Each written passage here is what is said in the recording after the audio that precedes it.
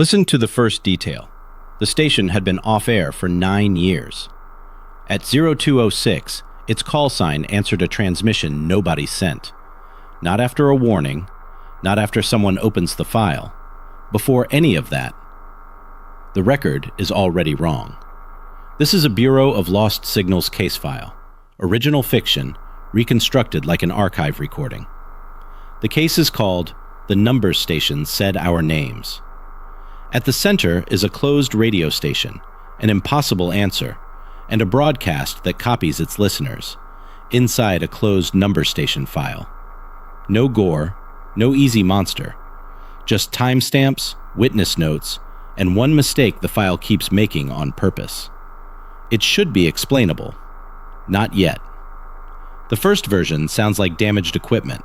The second sounds like coincidence. The third sounds like it knows who is listening. The file does not begin with a monster. It begins with a decommissioned radio station log, ordinary enough to be ignored until the timestamps start contradicting the room. The radio operator says the room felt crowded after the first answer, though the second chair was empty. Then the pattern changes. The detail that breaks the file is response time. The station answers before the Bureau's outbound test leaves the console. The object in evidence is a reel-to-reel station log with a call sign printed over erased names. The waveform begins as numbers, then settles into the exact breathing rhythm of the listener. The transmitter building is fenced, dark, and still listed as decommissioned. Ask the obvious question: why did nobody notice it the first time? Here is the part that made the Bureau stop treating it like noise. The archive contains older station cards with the same call sign written in 3 different hands. By the second review pass, the Bureau had 3 copies of the same event. One came from the live recorder. One came from a sealed cabinet. One came from a source that should not have been able to transmit anything at all. The station is not answering a signal. It is answering attention. Then, it answers. The case rule is simple. The more directly you listen, the more precisely the station names you without using a name. The evidence looks harmless until it isn't.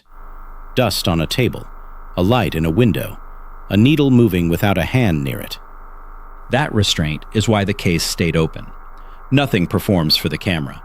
The room simply changes its mind. So what changed?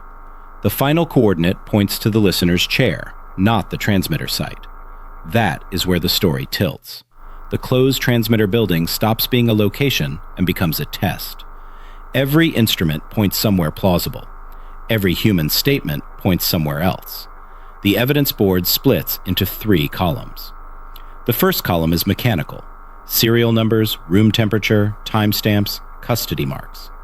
The second column is human: what the night staff heard, what they refused to write down, and which lights stayed on after the recorder stopped.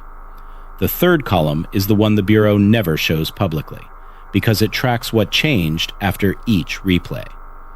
On the first replay, a decommissioned radio station log behaves like damaged equipment. On the second, it behaves like a transmitter. On the third, it behaves like a witness correcting the official record. That progression matters because it turns a strange object into a chain of custody problem. The Bureau isolates the file in a clean room. No network, no wireless card, no external speaker, and a fresh recorder with a blank index. The sound still arrives with the same low pressure under it, but the silence around the sound is different, as if the new room has been added to the recording. And this is where the room stops feeling passive. One analyst marks the moment the case stops being passive evidence. It is not the loudest moment. It is not the most frightening moment. It is a tiny delay before the next tone, a pause just long enough to feel like the file is waiting for the Bureau to catch up. The physical scene around the closed transmitter building never becomes spectacular. That is what makes it worse. No door slams, no impossible figure crosses the frame. The proof is smaller, a shadow that should belong to equipment that is not there, a meter needle settling before power returns, a tag number printed 1 line too early. The public reconstruction uses only the safest fragments, but even those fragments create a pattern. Every time the Bureau removes context to make the case easier to explain, the remaining evidence becomes more direct. The file seems to punish simplification. By mid-afternoon, the archive team tests a control phrase. They write down a sentence that is never spoken aloud. The next recording does not repeat the sentence. It does something worse. It leaves a gap exactly where the sentence would fit. That gap becomes the case's fingerprint. Not a voice, not a symbol, not a threat. An absence with consistent timing, carried from device to device as if the missing part is the message. The final detail is small. That is why it works. The station is not broadcasting numbers. It is indexing listeners. The Bureau tried to reduce the file to equipment failure, but each clean room replay carried one extra detail from the room that had just played it. The public copy removes the worst part. The private copy keeps it.